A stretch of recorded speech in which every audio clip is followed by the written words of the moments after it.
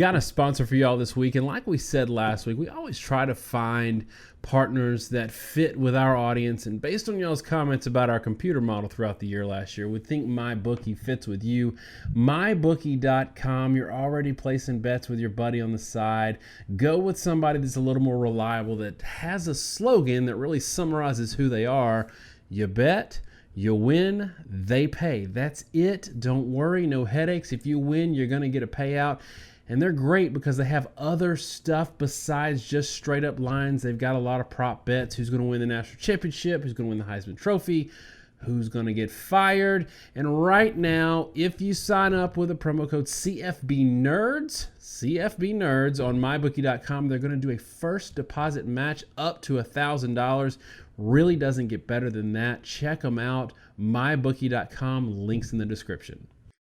College football nerds, Auburn traveling to play Texas A&M, and we're going to talk about it. Josh, this is a huge game in the SEC, or has become that lately, with both of these teams generally being pretty good, especially early in the year, having these clean records. A&M already had this road loss to Clemson, but I think there was a lot of good to take away defensively. So let's talk about it. We don't have a lot of data. It's week 3, week 4. We're recording this during week 3.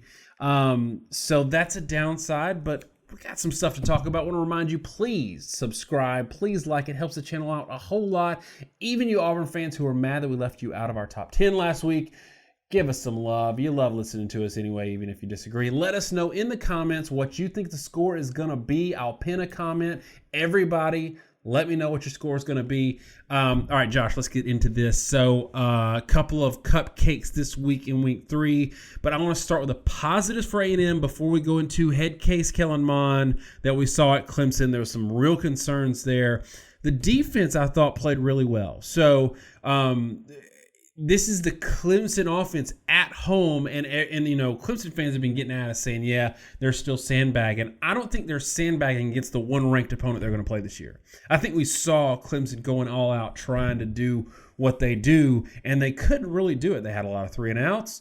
Travis Etienne, who's been running on everybody, could not run on A&M. So coming into this season, in our preview, we said, man, we're concerned with all the losses on the defensive side of the ball that Texas A&M might struggle with that run defense, and we already didn't love the pass defense. But did you see something defensively? At least give me run defense that you like from A&M that might cause Auburn some concerns in this game. Well, A&M's run defense, I think, in the Clemson game did pretty well, and that's really, our one major data point at this. But again, it may be the one data point, but they were also really good, in their other game. Texas State, less than a yard a carry. Clemson, an explosive rush offense, one that's been really dominant, 3.7 yards per carry. Now, there were some things that I didn't like in that game. I thought the effort wasn't always there. I thought, we put some stuff on Twitter about this. We can follow us on Twitter at CFB Nerds, but I thought the play from the middle linebackers was not good in a lot of the game. But the production was there, and the defensive line played at a very high level, and they were able to reload a lot more than expected. So if I were to say a positive, it's that, Clemson has the last 2 years really relied on the run. Lawrence gets all the hype, but it's really ETN that drives that train. Texas A&M was really able to stymie the run game from Clemson, and that's why they were able to keep that game close. So on the flip side of this, if we're talking about Auburn, we've maintained for a while now that we don't love their offensive line. We don't love their running game. They did have a really good night against Kent State, both from a total yards and a yards per carry average. Let's say, for argument's sake, that A&M has another good outing from their mostly front 4, maybe front 7. I know you had some issues in the middle linebacker play, but they do a good job against the run, against Auburn. And Auburn comes in 3 yard per carry kind of game, kind of a struggle bus game. Is it sort of unfortunate that maybe the place that A&M can be exploited is this secondary, but possibly Auburn doesn't have the quarterback or the passing game to take advantage of it? Or maybe you'll disagree with me. I'll give you the opportunity. I would generally agree with you. I mean, A&M last year, and we've talked about this ad infinitum, they were a top 10 really national rush defense. and they're bottom 30 pass defense. It was them and Missouri. It was crazy how lopsided they were statistically in those two categories. Because normally, if you can absolutely shut somebody down in the run game, it's going to help you with the pass because you can make them one-dimensional, and you're not going to, you can let the linebacker sink in coverage and do all these things to help you in the passing game because they can't run it. And that still didn't help A&M because the secondary was so bad. But I think they're a lot better this year. I do think Blade's better than Renfro was. I know he'd been suspended. I don't know that he was really ever going to start anyway.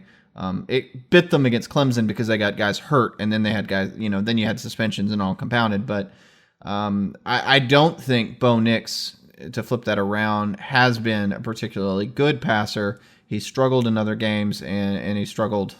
I think he struggled somewhat against Kent State.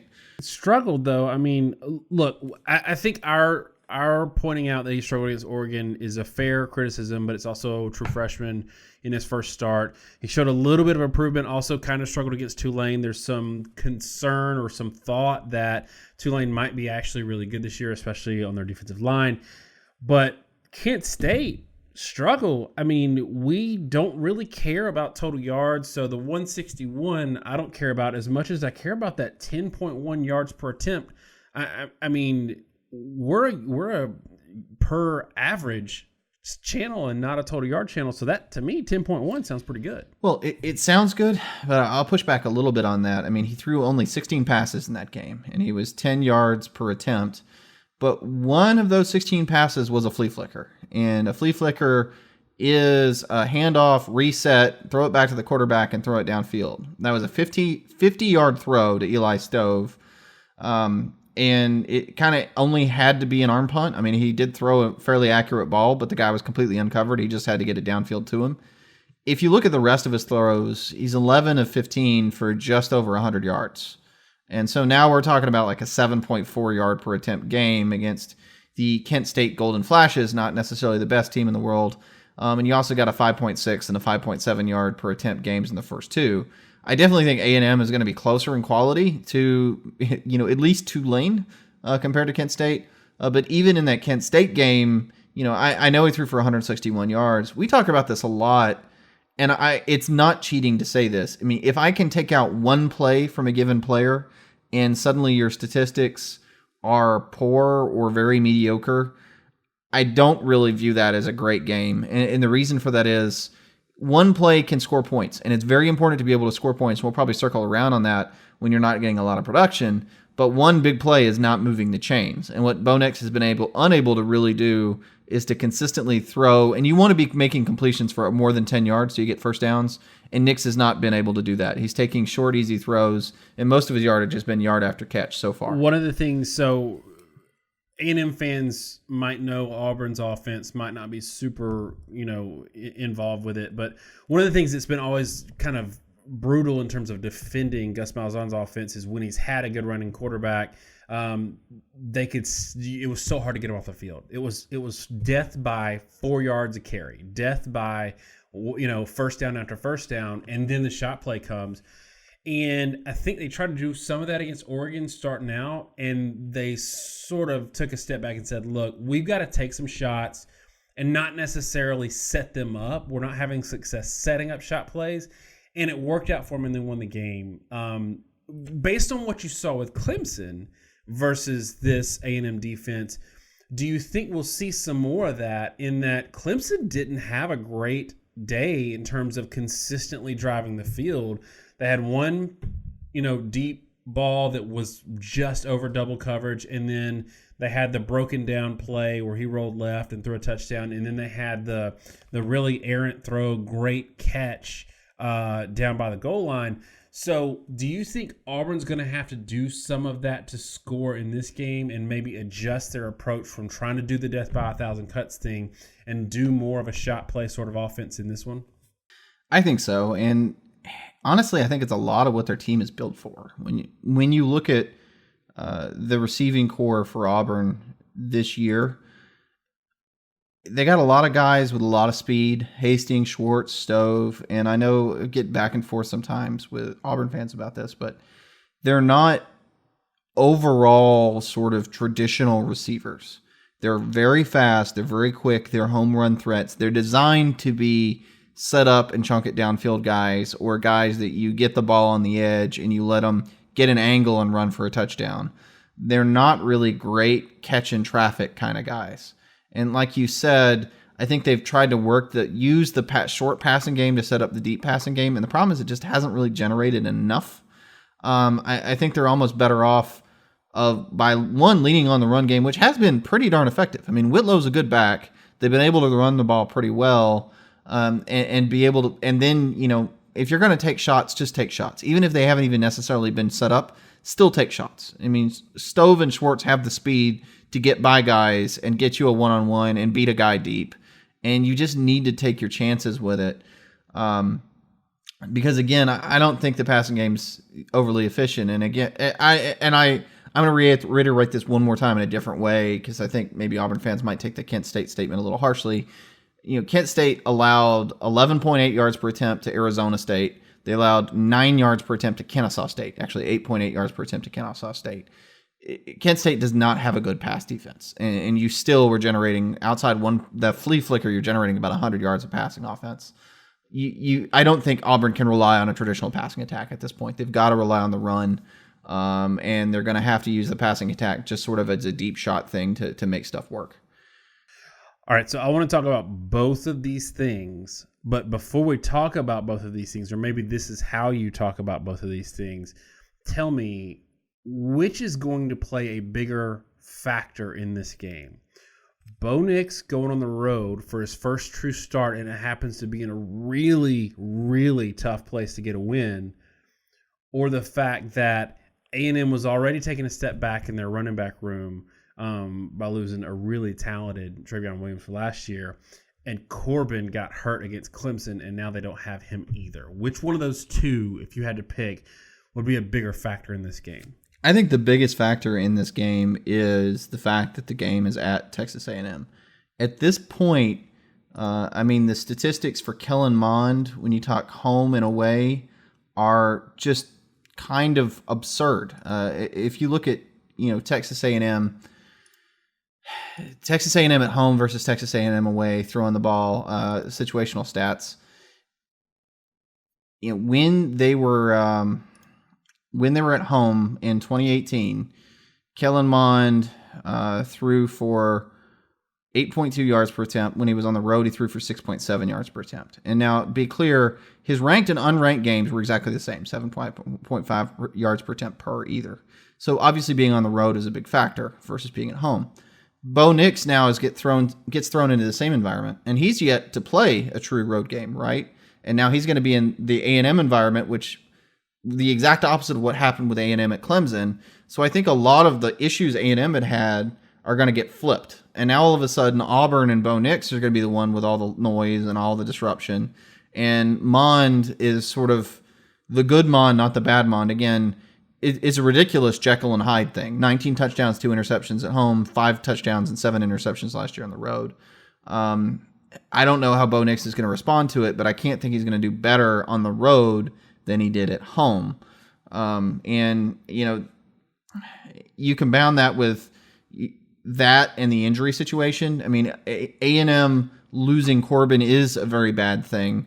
They didn't look all that great. Now, they rebounded a lot against Lamar, but it's Lamar. I literally can't take anything away from that game. But it goes both ways. Derek Brown had to sit in street clothes in the second half of the Kent State game due to an unspecified lower body injury.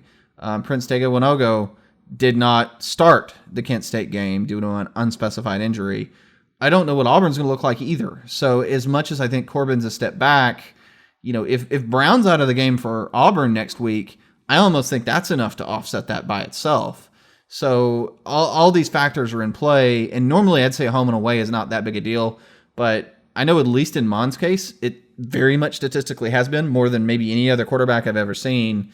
And for Auburn and Bo Nix, this is going to be the first time we see what he's like in a road environment, and A&M is perhaps the most hostile road environment you can go to in the SEC.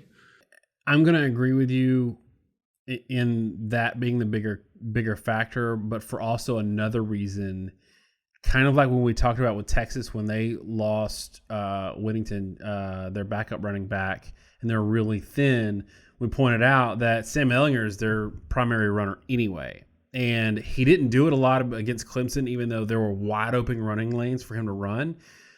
Mond is such a great runner. I think they can lean on him a little more to get some of those yards in the running game where they maybe can't with Corbin out, which also is a good mitigating factor to that, losing Corbin there. So, all right, so let's go ahead, get into the scores, our score predictions, and then we can kind of pivot off of that.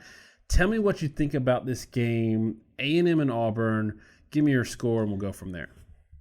It's tough for me to pick this game because I think both teams have advantages and disadvantages that make it hard for the other team to score. I think Auburn's offense is not great. I think their downfield passing game is not very well developed and not operating at a high level. They run the ball well, but A&M's one thing that they're really good at is stopping the run. Conversely, Auburn has an excellent defensive line. A&M has often not responded well to really good defensive lines. At the end of the day, it's the point you just made that kind of decides it for me. I think Mond's ability to roll outside the pocket and make throws on the run and to be able to run the ball himself kind of gives them a little bit of an edge. So I have this game 27-17, Texas A&M over Auburn. It wouldn't shock me if Auburn won this game. This is more, one of my like 65-35, 60-40 kind of things. I just think with the receivers that Texas A&M has and the quarterback play that they can sometimes get out of Mond, they're going to be in a better position to get 2 or 3 scores, even though the offense I don't think is going to work very well. But he can put together 2 or 3 drives where it just kind of clicks from him. And we've seen it on and off this year. I mean, it's so frustrating that you see him in the opener and he makes some phenomenal plays. And in the Clemson game, he was just out of it. I mean, awful game. There's one play that gets played a lot where he gets a corner blitz from the left and he's staring down a wheel route. And literally every receiver on the field is open. And he stares down the wheel route until the outside corner that had come off one of the receivers hits him on his blind side and he takes a nasty sack. And if he'd looked at anyone else on the field, he would have had an easy completion. I don't know what we're going to get from Mond. If we get a pretty good Mond, I think that's the score. If we get a terrible Mond, they're not going to score any points. But at home, I have it 27-17. And I think, they get a few points that Auburn just isn't able to reciprocate. So I've got Texas A&M losing this game. I think Auburn wins 24-20, and I'll tell you why. I'm still not sold on this Auburn offense, but I'm not sold on Texas showing at Clemson being as good as it maybe is perceived, in that I still have some questions about the Clemson offense. To me right now, if you can stop the Clemson running game, they don't have a consistent offense with Trevor Lawrence. It's a lot of shot plays. It's a lot of 50-50 balls, and they rely on that as a function of their offense. Now, Auburn's going to do some of that too, but I also think they have a different style of running back. I think Whitlow's going to have a little more success here. It's tough for me because I think the crowd element is a huge piece to this. But the other thing that is kind of sticking in the back of my mind is, what if these home and road splits are because one of the road games last year for Kellen Mond was at Auburn, and he had a meltdown there. Everybody saw it. Auburn fans remember it. He had an absolute second-half meltdown in that game.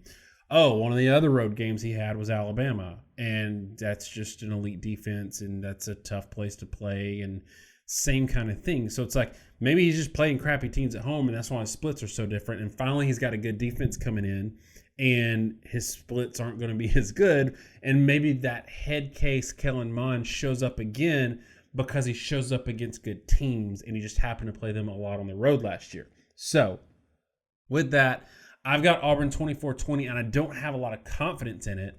Neither one of us do. There's a lot of lacking in data points. And if I'm going to throw 2 things in the A&M side, one, Auburn's secondary looked pretty good against Oregon, but let's remember that they were missing a lot of wide receivers. And I think even their starting wide receivers, if all healthy for Oregon, that didn't play in that game, I don't think they're as good as what they're going to see against A&M.